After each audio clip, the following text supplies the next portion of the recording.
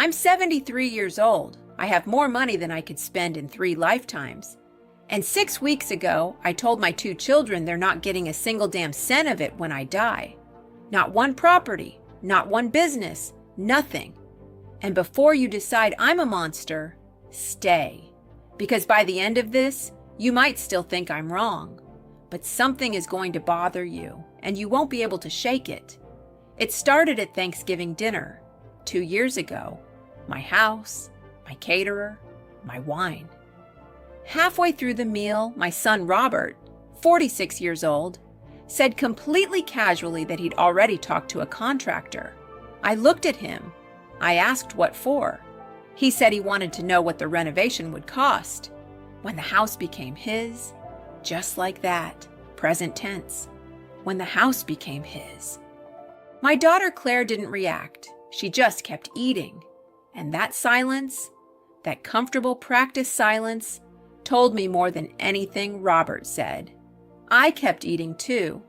Didn't say a word, but something locked inside me that night. Quiet, final, irreversible. I told myself for months it was a bad joke, that I'd misread it, until April, 4 months later. I walked into my own office unannounced on a Wednesday morning and caught my assistant on the phone, voice low. She hung up the second she saw me. I asked who she was talking to. She hesitated. 3 seconds. Just 3. That's all I needed. Claire had called to ask how many of my businesses were running at a loss, not out of concern, to figure out which parts of the estate weren't worth fighting for. I didn't fire my assistant. I didn't call Claire. I sat down, ordered a coffee, and worked the rest of the day like nothing happened. But driving home that evening, I called my attorney and said, "We need to talk about my will. Not next week, tonight." Now here's where most people get this story wrong. The easy version is that my kids are greedy and I'm punishing them. Clean, simple, wrong. The truth is uglier, and it starts with me. I raised those 2 children with money. Private schools, college paid in full, cars at 16. Every safety net I never had, I handed to them. And while I was so damn proud of myself for giving them what I didn't have, I forgot to give them the only thing that actually built me. I never let them fail. Never let them be broke and terrified with no one to call. Every time they got close to the edge, I caught them. Because I could. Because it felt like love. It wasn't love, it was theft. I stole their chance to find out what they were made of, and that mistake is mine. Completely, entirely mine. But recognizing a mistake doesn't mean you keep making it. Handing them a fortune they didn't build wouldn't fix what I broke. It would just be more of the same. So I sat down with my attorney in June. Dark green blazer, black coffee. And I told him I wanted to build a foundation, a real one. Not a vanity project. Not a tax shelter. A working foundation that funds women under 35 who want to start businesses but can't get financing because they have no collateral, no credit history, no one willing to bet on them first. Seed capital. Real mentorship. Real structure.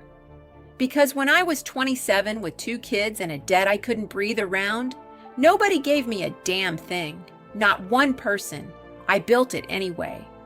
But I never forgot what it cost to do it completely alone.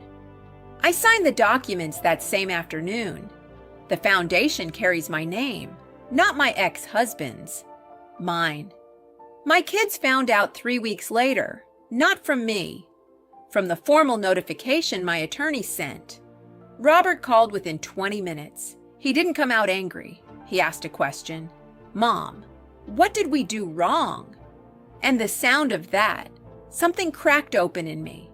Because that was the first time in years he sounded like my son and not like someone reviewing an asset. I told him to come over, bring Claire face to face.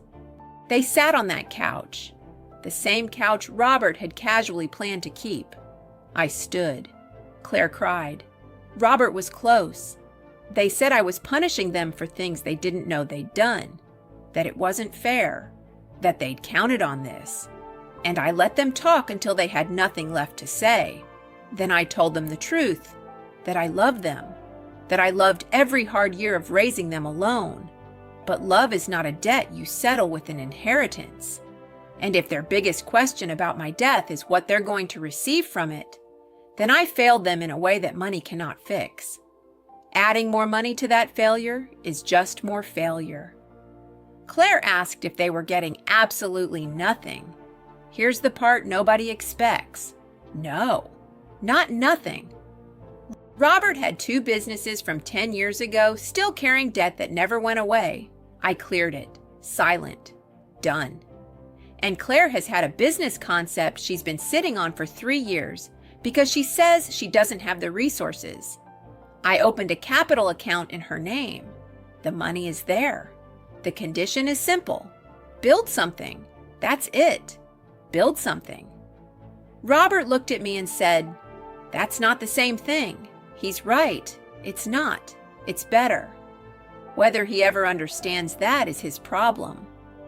Claire accessed the funds 5 weeks ago. I know because I asked my attorney to tell me when she did. I haven't called her. She knows my number. Robert hasn't reached out either. I've been independent for 42 years. Silence doesn't scare me. Last month, the foundation sent out its first grants. 14 women, 14 projects. When I read through the applications, I saw myself in every single one. The one who hasn't slept in 4 months. The one who knows exactly what she wants but has never had one person tell her it was possible. The one doing the math on a napkin at 2 in the morning.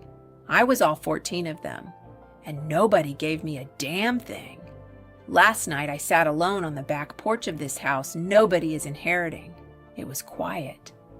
I thought about my mother, who died with nothing. I thought about myself at 27. I thought about Robert and Claire when they were small and still needed me in the way children actually need their mothers. And I felt no guilt. Something quieter than guilt. Something that finally felt like the right decision, made for the right reasons, at exactly the right time. Tomorrow I put on green and open the office at 8. So tell me, and I mean this seriously, does a mother owe her children the wealth she built without them? Or is cutting them off the most honest thing she could have done? Think carefully before you answer. Because I've noticed that most people's answer changes completely depending on whether they're the parent or the child.